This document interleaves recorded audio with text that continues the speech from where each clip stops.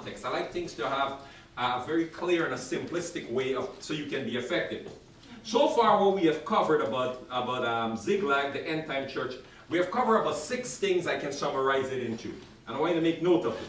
The first thing we needed to know, if we're going to have a Ziklag, or you're going to have a Messiah, or you're going to have law, there has to be a reason.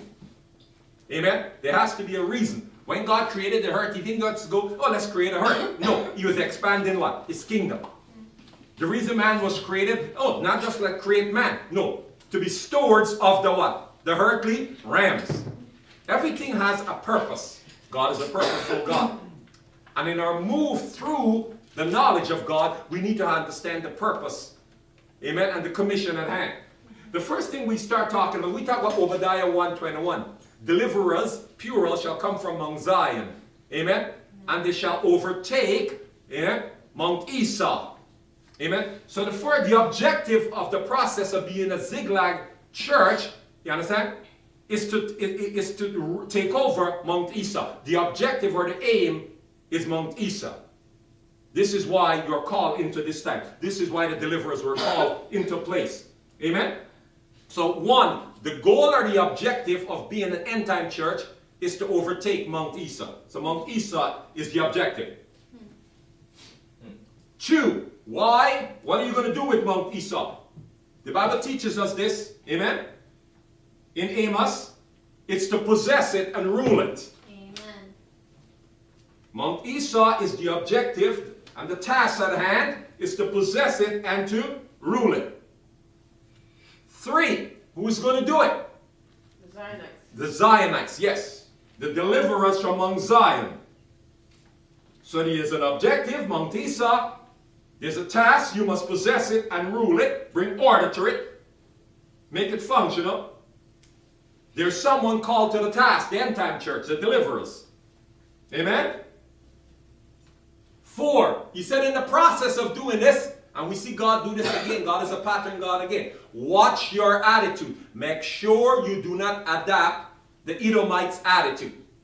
Make sure you do not practice, amen, their custom. Make sure you practice loyalty and obedience. Watch your attitude, your behavior.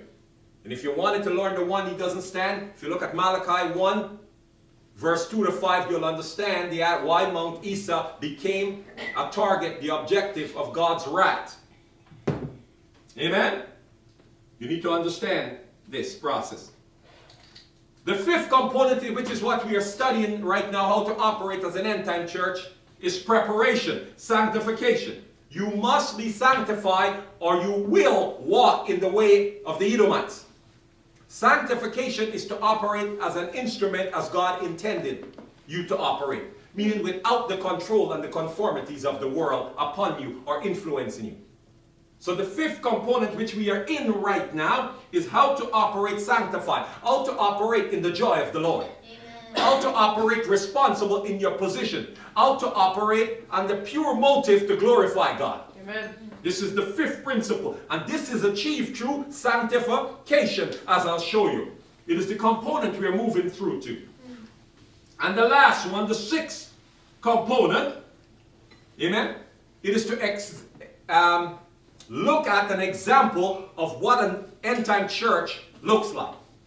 We're going to look at a model, an assimilation of what does it actually look like. How does it work? The Bible gives us, it's like when you're in school and you study case studies. Case study is to give you examples how the unit should function.